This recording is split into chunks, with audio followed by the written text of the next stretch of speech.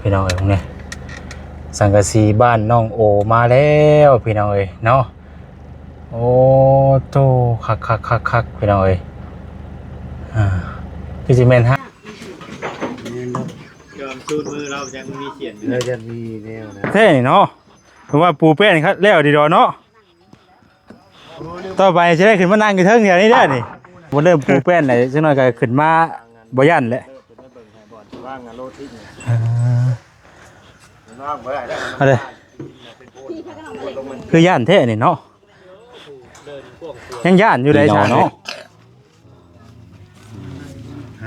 โอ๊กได้แต่จับ ไม่ได้จับว่าเดี๋ยวจะก็ได้สังกะสีเด้จะก็ได้สังกะสีเด้ แล้วเอาเงินตีบให้มันเรือนะตายแล้วนะ ดีใจน้ำเพื่อนพี่น้องไอ้เนาะได้สังกะสมกะสีได้เอาขนมแล้วเราจะว่าบ่ใส่กี่ตัวอีก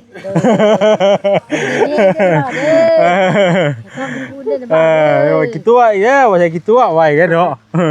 ขอบใจบ้าง สบายดีได้ไหม เอ้าสบายดี ไปกินเด้อเนาะเดี๋ยวบ่คู่กันไปได้เพี่น้องเอ้ยเพิ่นเก็บบ่โอ้งามเนาะ เรือมันจังเนาะเพราะว่าละเรือว่าเป็นเรือกาบเรือบ่เรือคนเดียวโลนะ ลายงามเนาะ เขาว่าปูแล้วตัวนี้กันเรือ เอาป้าติ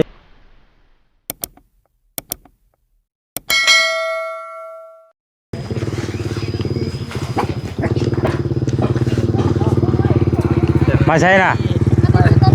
โอ้จุดต้นนมมาซื้อ ตัวก็ยังไม่ได้ที่ยาวเลย ซื้อต้นนมไปหน่อยเนาะเดี๋ยวไปเอาของฝากของต้นไหนเป็นก่อนไปหน่อยเนาะซื้อนมมาว่าใช่ก็ได้เอาไปหน่อยเปิดคลิปเปิดภาพมากะอยู่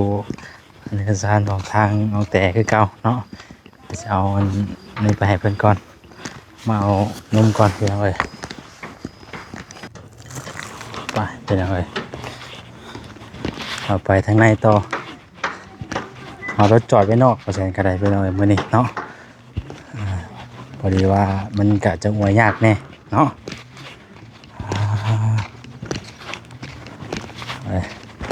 บรรยากาศตอน 3-4 โมงก็ยังฮ้อนคือเก่ามื้อนี้ก็ได้เนาะตัวมุงแล้วเนาะหลังคาบัดนี้โถ่พี่น้องเอ้ยเอาขนมแล้วเราจะว่าบ่ใส่กี่ตัวอีก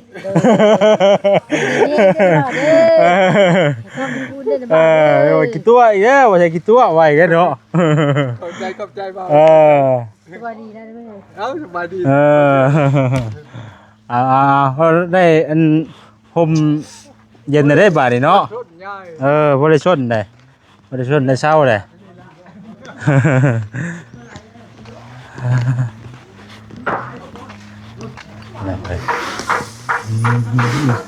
สร้างเพิ่นก็มาเฮ็ดได้พี่น้องเนาะเฮ็ดเพื่อนน้องแต่มาต่อเติมพี่น้องมื้อนี้ก็ได้ต่อเติม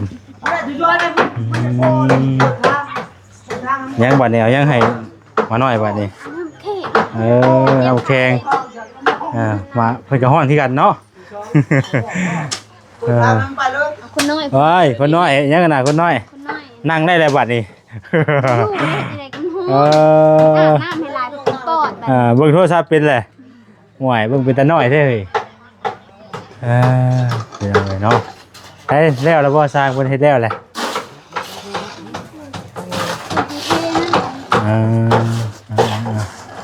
ไว้เนาะ จ้า ไปกินเด้อเนาะเดี๋ยวบ่คู่กันไปได้พี่น้องเอ้ย หลายคนเนาะขอโทษขออภัยน้ำลายเนาะพี่น้องเอ้ยบ่ทั่วบ่ถึงกันบ่ฮู้ว่าสร้างเพิ่นสิมาเฮ็ดเวียกได้บ่นี่แหละ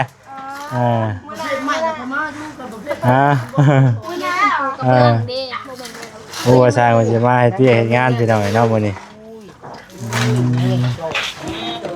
แล้วอะไรบ่น้องแต่เอ้าแล้วไว้แท้มือเพิ่นจะเก็บบ่โอ้งามเนาะ เรือมันจังเนาะ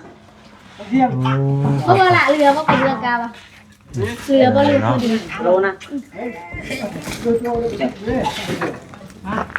ลายงามเนาะ เ เขาว่าปูได้ตัวนี้กันเรือ เอาปลาตัวนี้ให้มันแข็งก่อนบัดนี้เนาะ นี่เลยมันแข็ง แล้วก็เก็บตามขอบนั่นบัดนี้ อย่าเข้าไปเหยียบเด้อแจ้งบอกของเงินได้เหยียบโลกว่าสร้างมาวิ่งเขาท่าน ปูแข็งอย่างไร แก้ได้แก้เองไงเนาะ แกยากลำบากสีมีจ้ะ เฮ้ยยังบาดนี่ เบื่อ อ๋อตัว หน้าซ้ายบอก คือสิแม่น เป็นหน้าซ้ายเลยเรียนกระเบื้อง คุณมาส่งอย่าง อืม มาแก้คนเมื่อบ่มาเบี้ย อ๋อสิเรียกเขามาได้บ่ข่อยว่า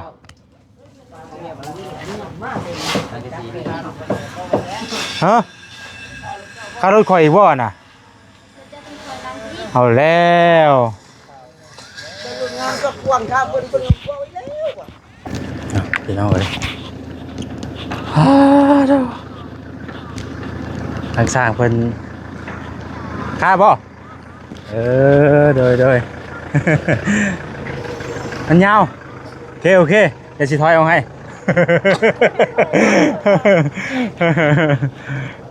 โอ้สังกะสีมาเลยเนาะพี่น้องเอ้ยเนาะทั้งเพิ่นมาส่งสังกะสีเฮือนน้องโอพี่น้องเอ้ยเดี๋ยวถอยออกนิดนึงโธ่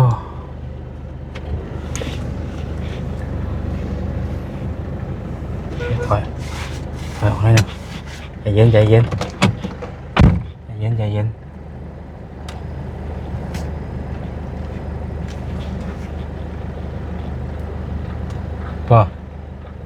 บ่ได้บ่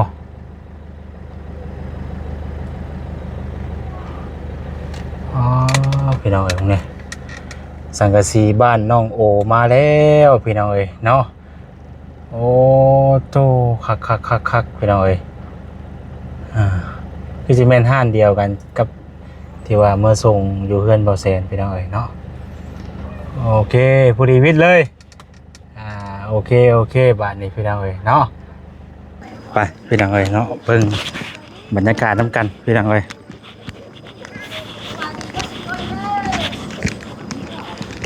สีบ้านน้องโอมาแล้วบาทนี่สีฟ้าพี่น้องเอ้ย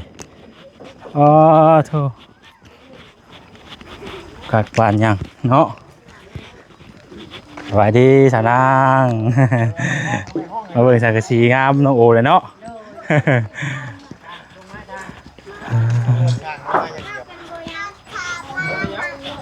อ้าวที่ของจุงเจ้าแล้วตอนหักสิ่งของเนาะเนี่ยจุงเจ้าได้อันนี้นะมันยังบ่เละๆมาโลดนี่ขึ้นเงาะลงอยู่วะ กำลังจะปูแป้นสร้างกันเนาะปูไปแล้วใช่ไหมพี่น้องสังกะสีมาก่อน แต่ก่อยขึ้นน้ำ เขาจะชิม หมื่นบ่ปูดีได้มื้อนี้กับปูแป้นถ่าเนาะ เงาเนี่ยเท่าเอ้ยมาโลดจะนอนเกี่ยวบินไม่ใช่เจ้าหน่อยเพิ่นก็สร้างให้เจ้าเก็บออกเบิดใหม่เลยนะ ได้ทายตอนขึ้นป่ะ ตัวขึ้นมาว่าเอาติ ไม่ได้เอา โอ้บ่ได้บันทึกกล้องเนาะข่อยย่านข่อยคาดตาใช่อันนี้สักหน่อยพี่น้องสร้างเพิ่นกำลังเริ่มปูแป้นเนาะสร้างเพิ่นเริ่มปูแป้นแล้วสักหน่อยก็ขึ้นมาบ่ย่านแหละ ว่างงานโลดทิ้ง เอาเลยคือย่านแท้นี่เนาะยังย่านอยู่ได้ช่างเลยขึ้นมาวันนี้นี่ก็น่ะไม่มีแต่เสร็จพวกแง่ก็ยังย่านอยู่โอ้ยอย่าได้บ่นี่อย่าไปได้บ่นี่ได้บ่คอยก็ให้กัน เออก็ย่อมคุยกันได้ติบ่มันยังเป็นช่องว่างอยู่นะก็เลยย่านแน่ก็เป็นเสียนย่านได้เนาะพี่น้องตัวนั้นเพิ่นปูได้2 4 6 8 10 2 23 11เนาะ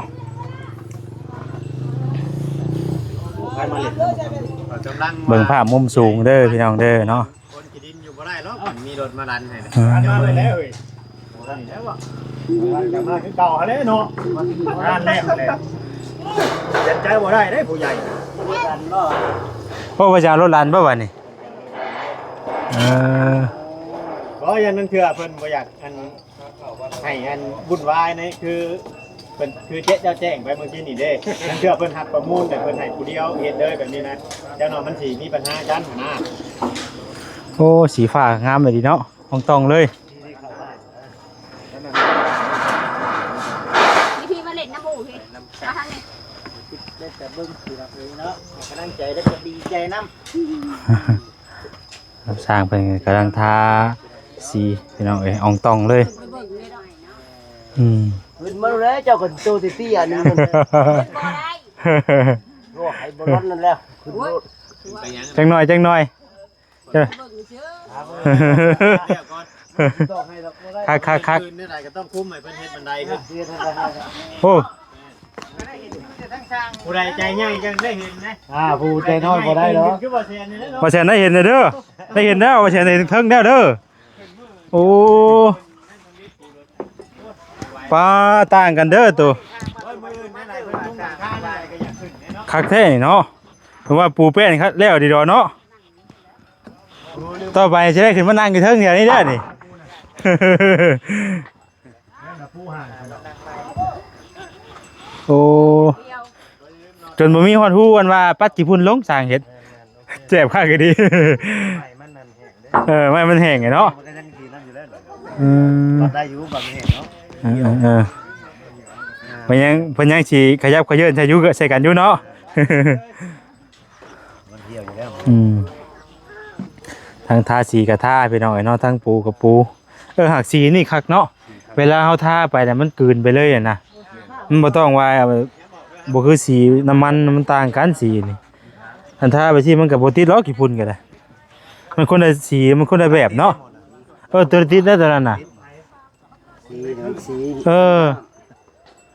นี่เป็นสีน้ำมันสีน้ำมัน สีนี่มันกลืนไปตามเนื้อไม้เลยเนาะมันกลมกลืนเลยอ่ะนะ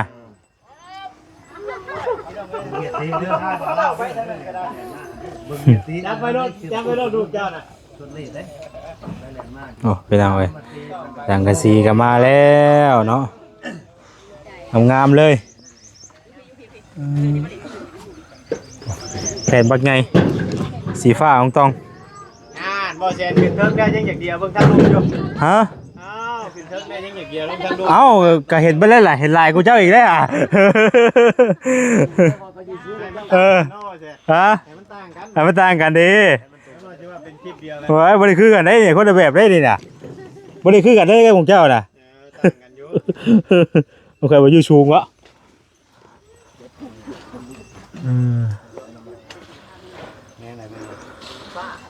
เห็นช่างเพิ่นทาสีพร้อมเห็นเพิ่นย่อช่างกะสีมาพร้อม นี่ลูกเอามาเล่นแรกนี่อะไร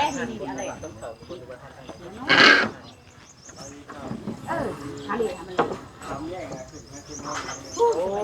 ทางควรอยู่ไปโอ้โดย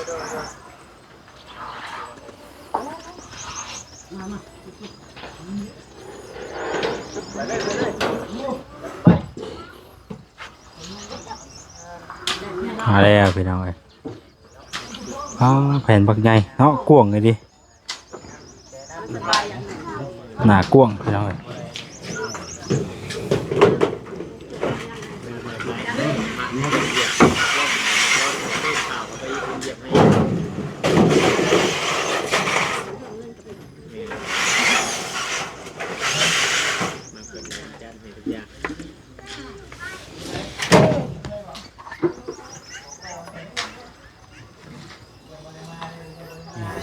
ไม่ยังมันตอดบ่ หึ จังทีตอดมือเพิ่นน่ะกินว่าไปชื่อนั่นคืออย่างเบิ่งมือใช่แล้ว เรานับบ่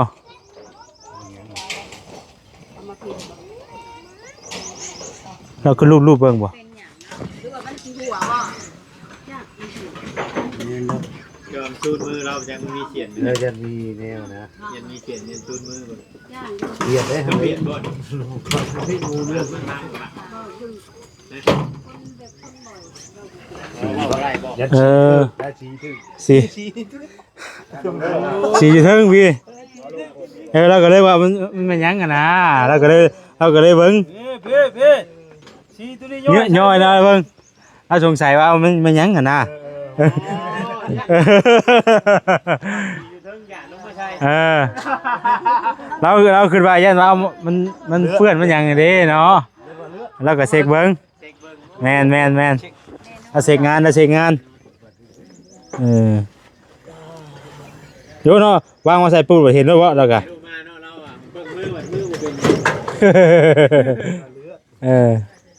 แป้นนานเรื่องเลยเรื่องแป้น ลูกพี่ไปไหนวะ ด้านกินไป ลูกพี่พูดเลยนี่เลยไปน้ำกันตะกี้บอกผู้นึงไปไหน ใน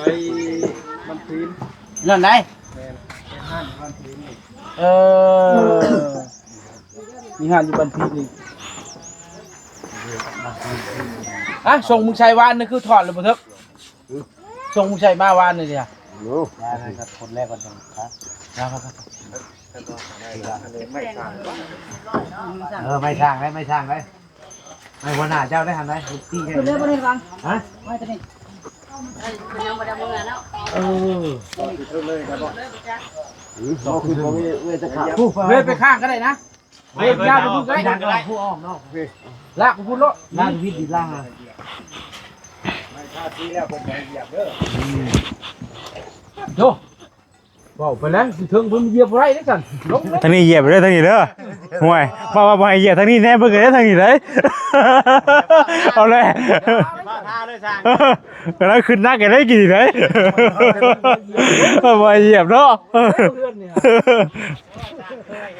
หลายคนจะได้แน่เบิ่งหัวเรากี่นี่น่ะเนาะแล้วแต่ชาก็ยังแน่เบิ่งได้กี่นี่ เบิดแล้ว ท่าเบิดเลย บอกว่าทาทุกซอกทุกมุม ท่าตีนเด้อก็สิเหยียบเด้อไม่ใช่คือไปเหยียบ อ้าวบาดนี้ผิดแล้วข่อยบาดนี้ยอมผิดยอมแม่นแล้วตัวนี้ยอมแล้วตัวนี้เจ้าสิหาลงมองไหนบัด ฮะ ตามผู้รักผู้ใหญ่เพิ่นขนาดเศษไม้เศษตอนเพิ่นยังว่าเก็บไว้น้ำไม่ให้ใคร บ่อันนี้ยังมันยังบ่แล้วล่ะวะเนาะก็ได้อยู่ตอนนี้เนาะบัดตอนมันแล้วก็บ่เฮ็ดแล้วเฮาก็ว่าเนาะเนาะน้าช่างเนาะ แล้วเดี๋ยวจะให้ลุงโบทำความสะอาด แล้วก่อนตอนนี้มันยังบ่ทันได้แล้วพี่น้องเอ้ยมันก็ต้องได้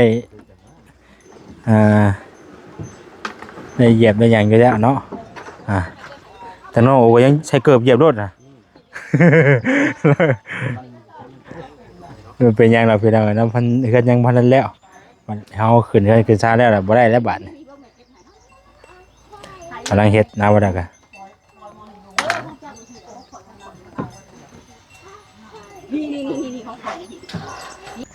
น้องโอเป็นขึ้นมาเทิงเลยพี่น้องโอ้ระวังเหยียบสนแป้นได้บ่น้องโอ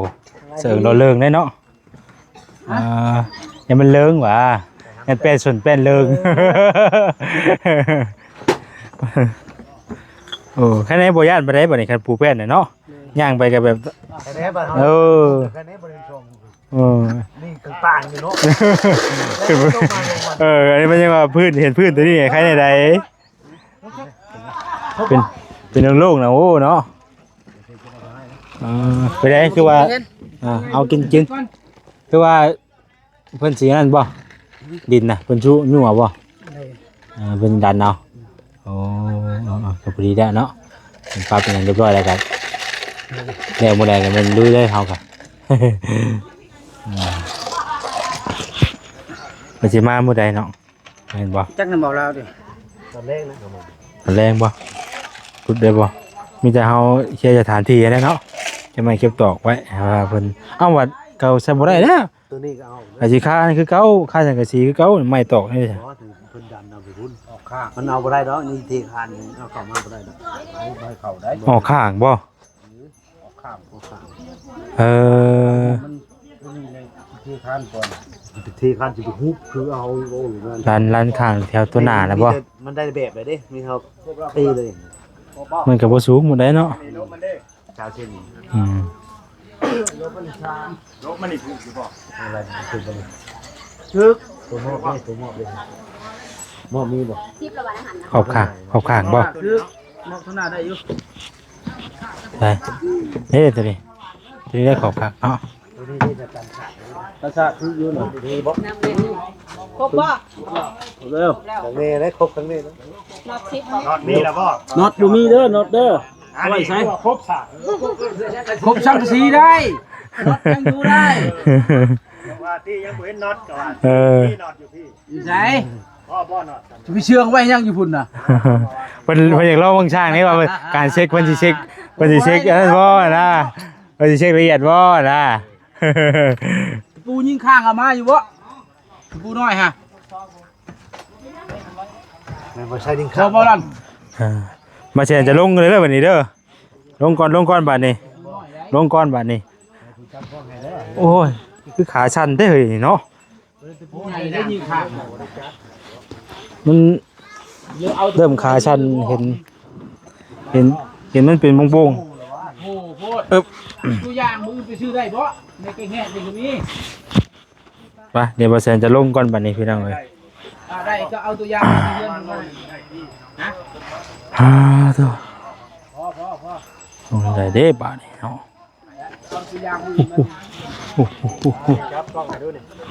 จ่ายเงินก่อนแล้วอะไรน้องโอน่ะโอ้มาพี่แม่ก็ที่มาตัวแม่ที่มาพันบาทก็ว้าวที่มา188บาทวันที่ผ่าล้านเอาในใช้มาให้บ่ดิ ใส่กระเทียมชิพาราดบัดนี้ ทางโลซิ่งเขาที่ผ่าล้านเลยชาบหลังเนาะนี่ให้เนี่ยเขาว่าจังที่ผ่าล้าน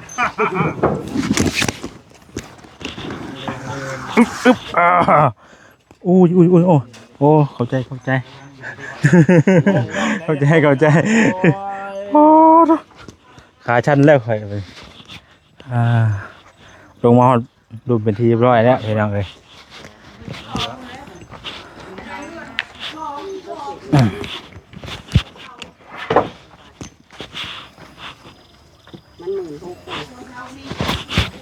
ตายมันบอก พัน